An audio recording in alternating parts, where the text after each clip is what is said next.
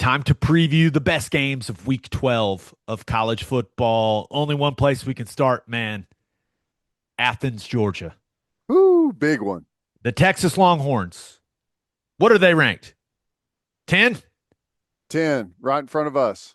10, right in front of us. Congratulations, Texas. Good for you. The number 10 Texas Longhorns travel to take on the number 5 Georgia Bulldogs. This will be your prime time 6:30 ABC game, and Georgia is currently a 5.5 point favorite. Ted, football games never come down to one thing. There are so many things that determine an outcome of a game, but it feels like the most important question for this game is, do you think Arch Manning is capable of going into Athens and winning the game throwing the football? That feels like the question to me, because Texas has struggled to run it. I don't expect him to get right against Georgia. Can Arch go and throw it around the yard to Wingo and Livingston and whoever and beat Georgia? That's what I Yep. think this game comes down to. Yeah, I agree. I agree. And, Texas has found ways to win despite not playing great. They did play really good early against Vanderbilt. Fourth quarter got ugly for them, but they've been able to find a way to win. And they're playing against a team that is maybe the best in the country right now at finding a way to win.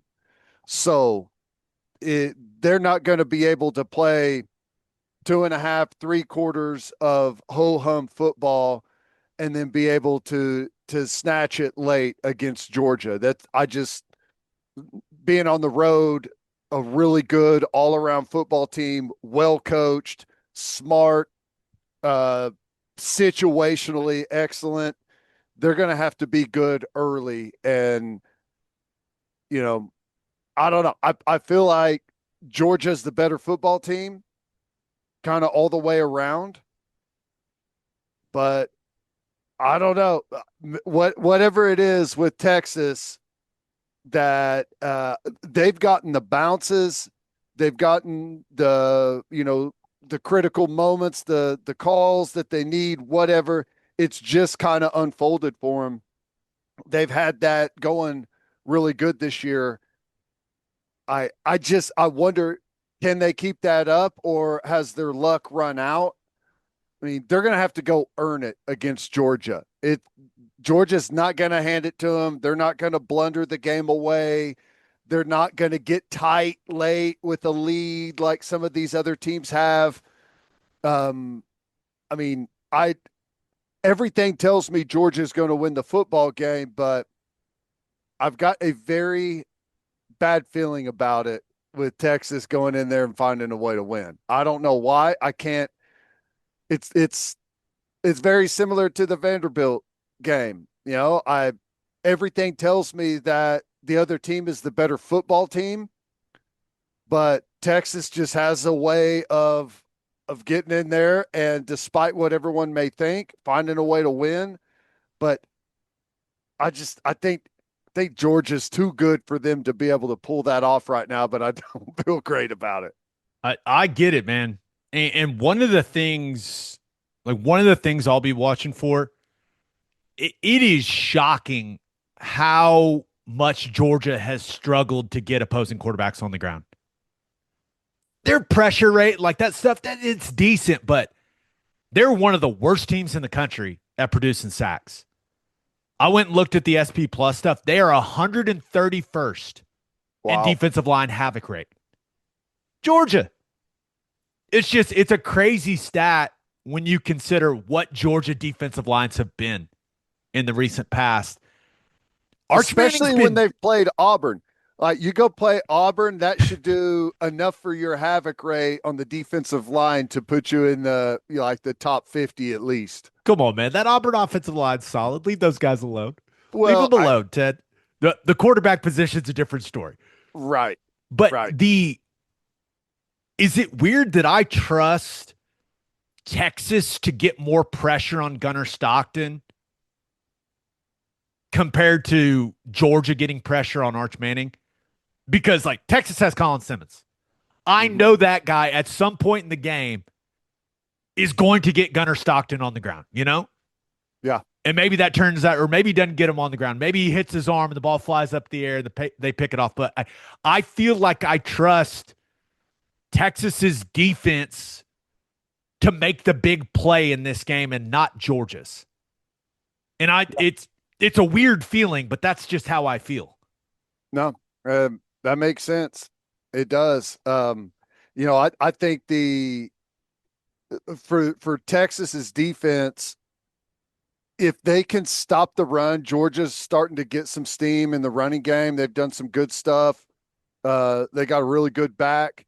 If they can stop the run, yeah, because Gunnar Stockton's a good player and he's been able to get out of trouble for them as kind of a scrambler, broken play guy. But kind of like you go back to the Vanderbilt game with Pavia. I feel the same way. Like it's way more difficult to have success in the broken play, scramble around stuff against Texas because of how athletic they are on the edge, and at backer closing and really cutting down that space instantly. I think one of the biggest factors in this game is going to be Georgia's tackling in space. Sarkisian typically does a tremendous job of getting Ryan Wingo, DeAndre Moore, Trey Wisner, whoever, the ball in space with one-on-ones.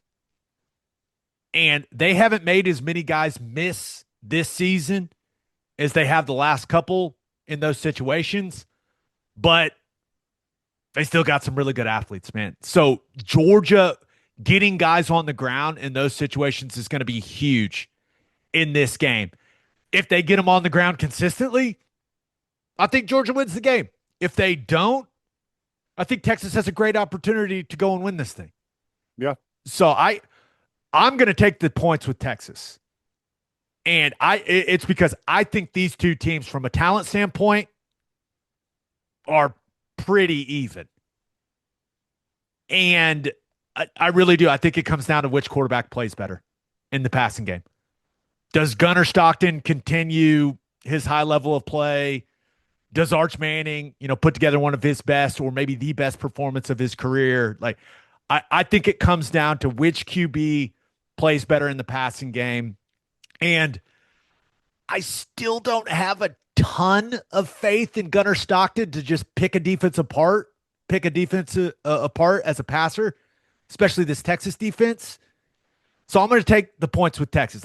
This feels like a field goal game to me. That's just how I see these two teams. I totally agree. It's, I feels like the best bet so far in the SEC is take the points and take the under.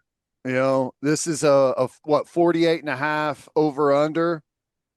I mean, I think it's going to be below that number, and I think it's going to be a one-score game late.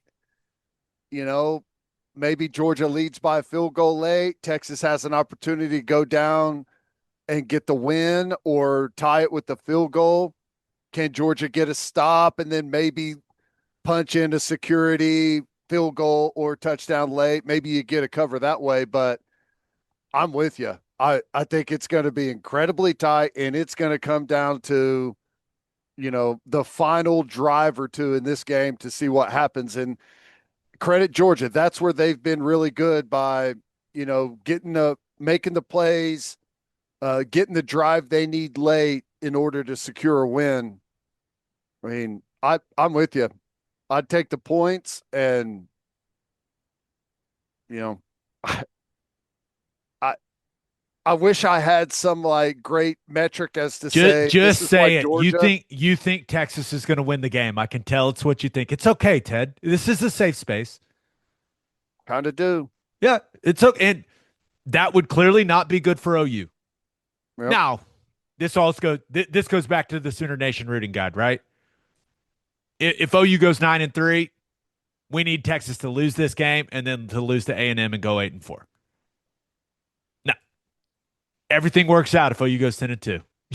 So, but I think Texas has a great opportunity to go win this game, which is kind of crazy to say because until Georgia lost to Bama earlier in the year at home, it felt like it was impossible to go win at Sanford Stadium. But now that cloak of invincibility has been removed, Yep. So there is that. No, there is. It's going to be great though. Like this is what I love about this conference is every week the top teams, like someone like there's a matchup that is at the very top that is has a big impact on what the rest of the conference is going to look like in the race to the finish. And I think it's going to be a great game, and I honestly don't know who's going to win it, but I've got a bad feeling Texas is going to go get the job done. This is the best example of why the SEC is the best conference in America. Texas is playing Georgia. It's a 5.5-point spread, right? Mm-hmm.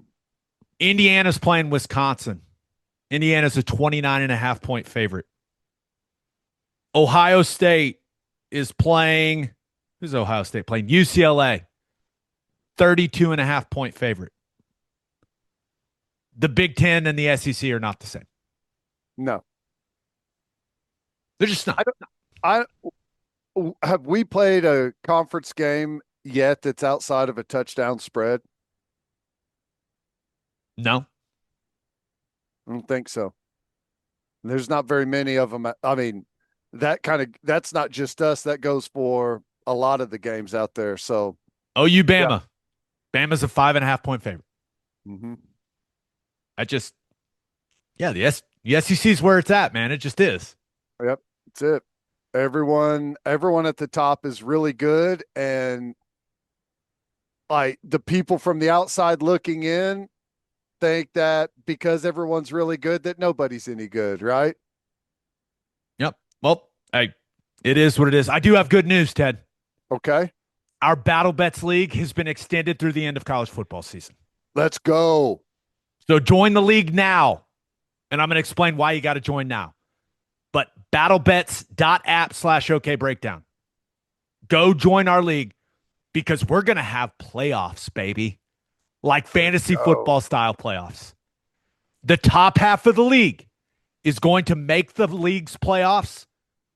Everything will go to zero. This will line up with the college football playoffs. And if you win our league's playoffs, Battle Bets is going to give you $1,000 of real money. Easy money, free money. That's awesome. It's been fun. And remember, these are free fake bets, fake money. And you have the opportunity to win $1,000 of real money. battlebets.app/OKBreakdown. And if you join the league now, you may be going, oh, it's too late for me. I haven't been doing this. You can still join now and make the playoffs. There you go. And you can win $1,000. It's free. And you can win $1,000. It's the best. I love it. Good stuff. All right, on to the next big game for week 12 of college football.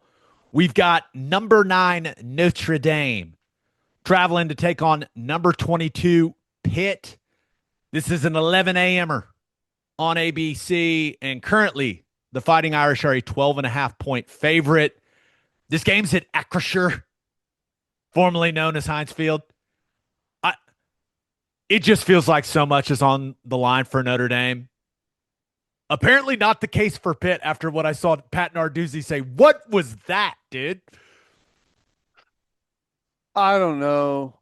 Narduzzi's a different cat, but what was that? He was like, yeah, we can get beat 110-10. I don't care as long as we win the next two. Just an all-time quote. Do you think his players heard that? They're like, wait, what did coach just say? Here's what I'm banking on. I'm banking on what the coach says to the media is not what he says to his football team. No doubt. But still, he's taking it to a totally different level with that quote. That was interesting to say the least. Here's the quote. I wrote it down. He was asked if it's a must-win for Pitt. Absolutely not. It is not an ACC game. I'd gladly get beat 103 or 110 to 10 in that game. They could put up 100 up on us as long as we win the next two after that. Okay. It's certainly a way to look at it.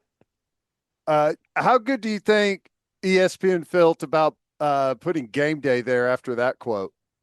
Probably not great, but Narduzzi's a different guy. And there's zero doubt in my mind that Pat Narduzzi wants to beat Notre Dame. No doubt. There's no doubt. Is this like him playing some 4D chess to try to get Notre Dame to relax or something? Like, I was trying to figure out any reason why he would say this other than he's a strange cat.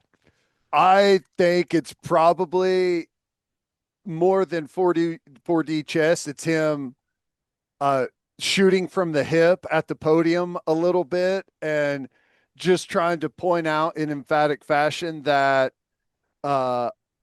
yes, it's a big game, but if we don't win, it doesn't mean the season's over. Like, I agree that it's not a must win, but you can get that point across differently than he did. No doubt about it. Now, in this, Notre Dame's used to this. Everyone is going to be cheering against Notre Dame. Yep.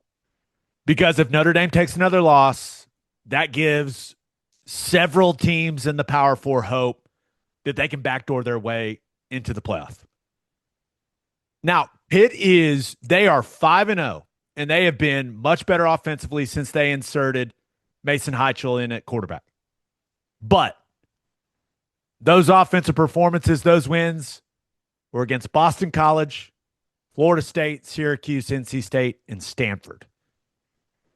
They have not played a team anywhere close to the caliber of this Notre Dame team. So this is going to be a huge test for Pitt's freshman quarterback. And I won't lie, I'm a little worried about how it's going to go for him. Yeah, I agree. I'm also I don't know if Pitt can stop the run with Notre Dame, and as good as Love has been. So that's interesting because statistically speaking, Pitt has an argument that they are the best run defense in college football. They're number 3 in rushing defense success rate. They're number 2 in opponent yards per rush without factoring in sacks. Like, they've been excellent against the run. But you also see their schedule, Right. So yeah, that this is going to be a completely different test for that defense. Yep. No, it is. Notre Dame roster wise, a pretty large advantage, but that doesn't always mean everything, I still do have questions about Notre Dame. I mean, they have the nice win over Southern Cal, but they lost to A&M, they lost to Miami, and they lost to A&M before A&M is what they are today. The A&M that beat them on the road is not nearly as polished and as good across the board as the A&M that we're seeing play right now today. I think the same can be said about this Notre Dame team, especially correct. Offensively with CJ Carr. So that's right where I was going. People improve. They're not stagnant. They're not what they are the first 2 games. All that being said, sign me up for Pitt, because like the single biggest factor for us making the playoff as a 9-3 football team is Notre Dame, right? I think because Notre Dame they're the team that can easily the easiest way to clear up a guaranteed playoff spot is Notre Dame losing another game. They shouldn't be ranked where they are currently. I think everyone almost across the board unanimously agrees with that, but they take one more loss. They just don't have the resume. I have, to my knowledge, I've never cheered for Pitt in my life. That changes Saturday. Let's go Panthers.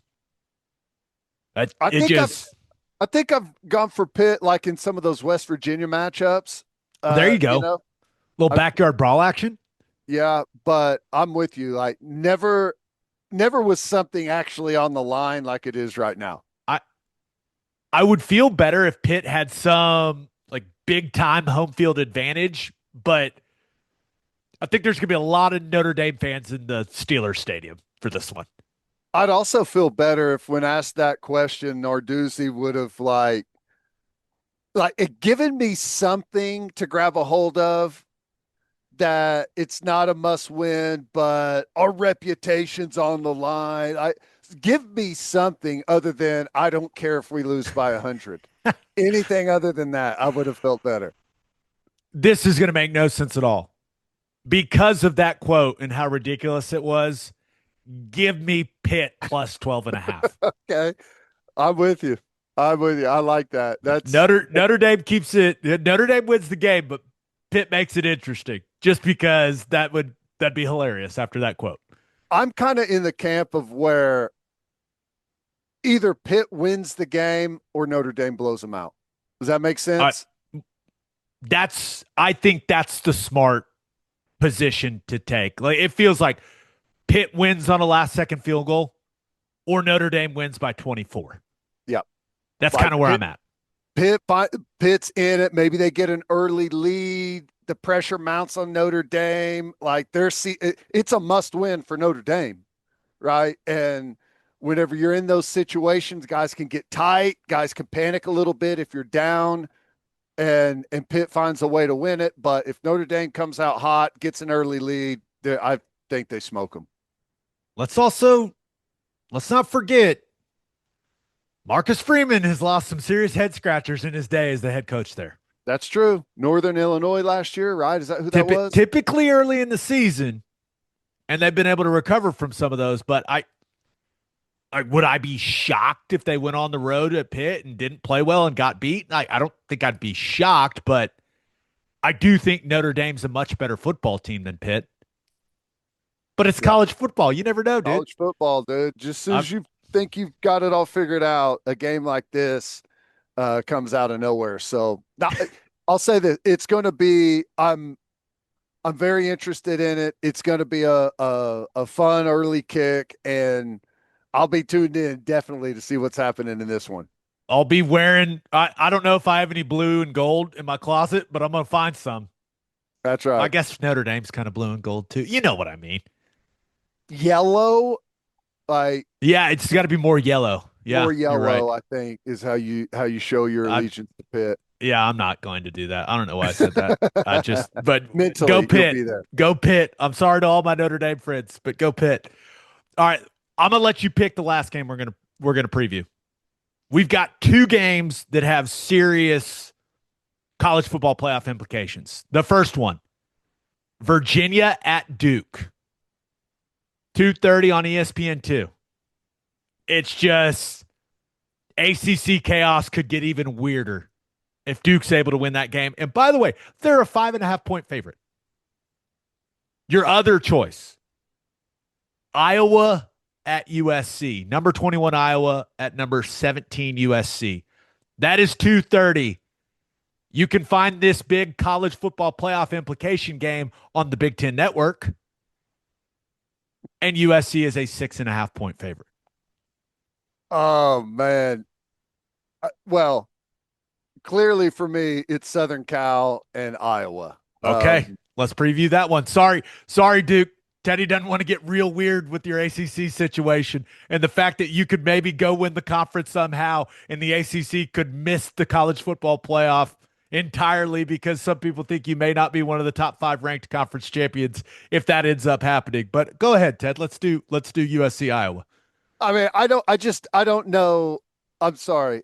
I don't know a whole lot about Virginia and Duke. Well, Chandler Morris, status for the game, very important. And then, hey, Darian Mensah for Duke. You remember that guy, Tulane? Yeah.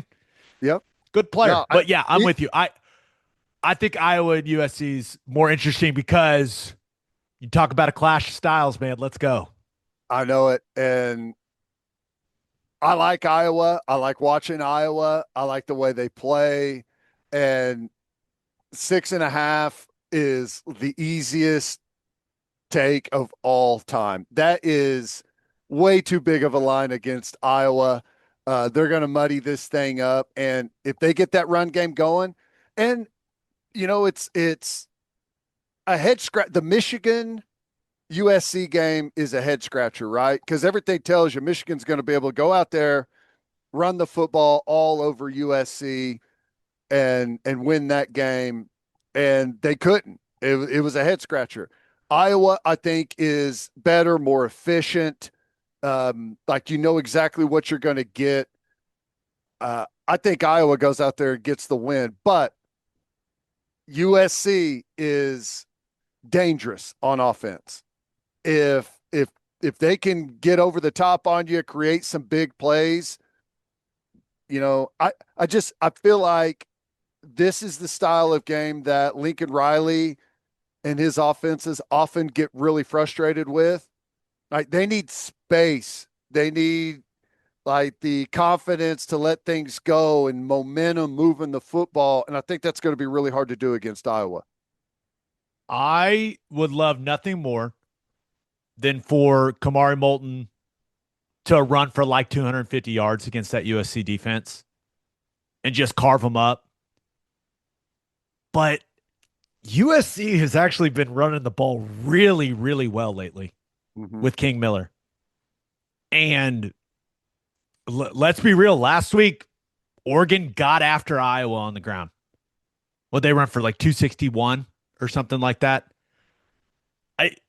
It's hard for my brain to accept, but it's like I think USC is going to be able to run the football in Iowa, and I just don't think Iowa will be able to match the explosiveness of USC offensively because last week, Iowa's CFP hopes they die against Oregon last week, and it was because Oregon was able to run the ball. They weren't really able to throw it all over the yard against them. I know that Moore on that last drive had some incredible throws. I get that, but Oregon didn't have its weapons in that game. USC's got Ikard Lehman and Jacoby Lane. Yeah. I don't think Iowa, unfortunately, is going to be able to match the explosiveness of USC offensively. As much as I would love to see Iowa run outside zone 30 times and destroy USC's college football playoff hopes, I think it's a tough spot for the Hawkeyes after the heartbreak of a week ago.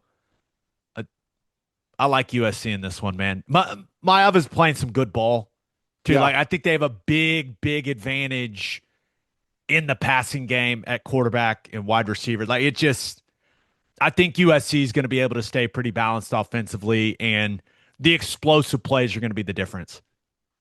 That's fair. Yeah, that to me is the big worry is the explosive play. Whether or not everything's hard for Iowa, dude. I know. They have to work really, really hard for everything they get offensively.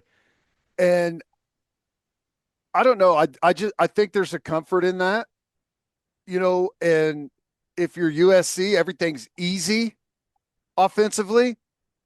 And how do you respond whenever it's not, is the question for me. But yeah, if USC is able to run the football and really open up that passing game for the explosive, could be a really long day for Iowa. But if Iowa's able to turn this into a low-scoring, ugly game, I like Iowa.